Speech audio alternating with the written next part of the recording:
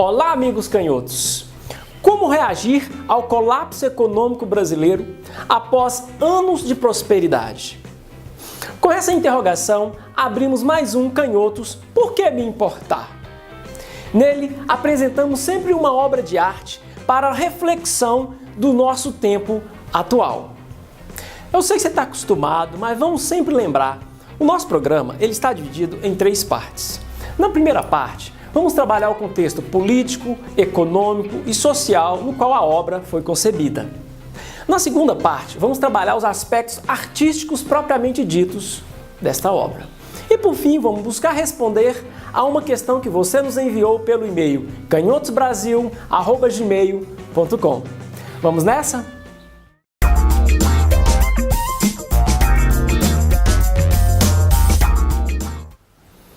A utilização de um mínimo de material para alcançar o máximo de efeito povoa o imaginário coletivo, principalmente em tempos de crise, onde o mínimo se torna mais. Ao contrário do contexto de arte que a gente entende hoje, essa arte ostentação, nós temos o novo realismo e a arte povera. A arte povera é a tradução de arte pobre, não no sentido estigmatizador ou mesmo ideológico, mas no sentido dos materiais que são utilizados. São materiais ordinários como gravetos, jornais, pneu, cabides. A ideia de você trabalhar o conceito e não necessariamente um valor econômico que se dá àquele produto. É um caminho inverso do futurismo. Porque, na verdade, a arte povera, o próprio novo realismo, eles buscam conectar a vida contemporânea ao passado, à história, para eliminar a barreira entre a arte e a realidade, entre a teoria e a prática, entre governantes e governados, entre representantes e representados. A ideia em tempos de arte e ostentação, em que uma caveira cravejada de brilhantes vale milhões de dólares, a ideia da arte povera, ela vem tensionar esse tempo, esse início de século XXI, em que a noção de poder ou a noção de economia, a noção de política e religião, elas não são mais monolíticas. Vou explicar melhor, coisas que até hoje os partidos políticos não resolveram. Eu posso ser conservador em matéria econômica e progressista em matéria política. Eu posso ser progressista em matéria política e conservador em matéria religiosa. Ou seja, nós somos seres complexos e fracionários. Nós não somos seres monolíticos como um todo hipostasiados.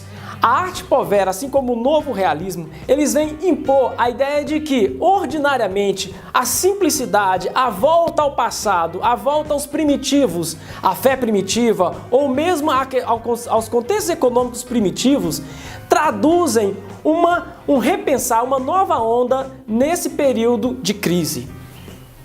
A essa altura eu sei, você está curioso, você está curiosa para ver a nossa obra de arte de hoje. Então vamos a ela.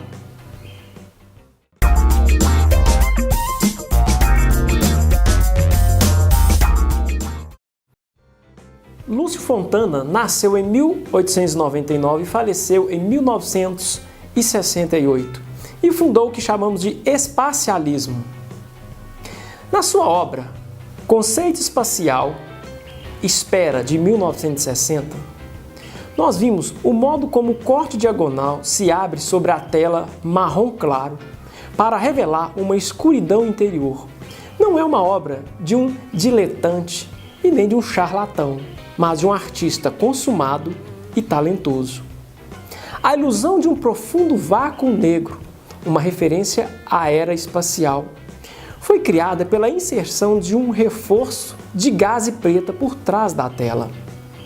O corte ou ferimento, com suas óbvias conotações violentas, cirúrgicas e até mesmo sexuais, foi cuidadosamente executado por Fontana para não deixar nenhuma borda áspera na superfície, permitindo assim o nosso melhor olhar ser atraído sem interrupção pelo abismo negro exposto por sua cutilada.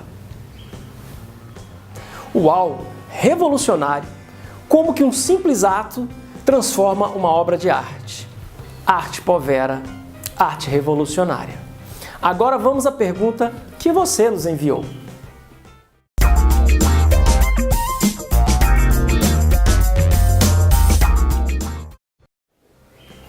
Dessa vez quem nos envia a pergunta é Carlos Morato de Itajaí, em Santa Catarina. Pergunta: como a lâmina de barbear pode criar ao destruir uma obra de arte? Muito obrigado, Carlos Henrique Morato, por sua pergunta, sua participação, e desde já mandamos um grande abraço aí para os nossos espectadores em Santa Catarina, em Itajaí, o estado como um todo. Agradeço a gente ter recebido muito contato aí do Sul, principalmente. A sua pergunta leva a uma reflexão sobre até a ideia de crise.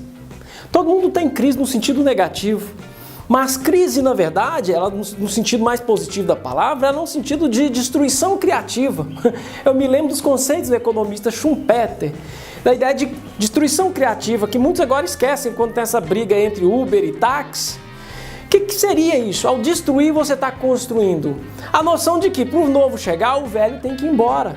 Assim como as questões cíclicas da história, uma coisa está sempre ligada à outra, ou seja, o velho está desgastado, está cansado, você pode ver isso na política, mas o novo ainda não chegou. São períodos de transições, são períodos de crises. A destruição da tela tradicional transformou, na verdade, ela em uma escultura. Que nós não vimos mais a tela, nós vimos através dela. Ou seja, é um novo tipo de arte, é um ato completamente revolucionário, uma inovação numa destruição. Chegamos assim ao final de mais um programa.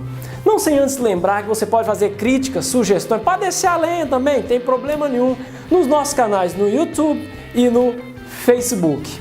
Aguardo vocês, até uma próxima, saudações canhotos!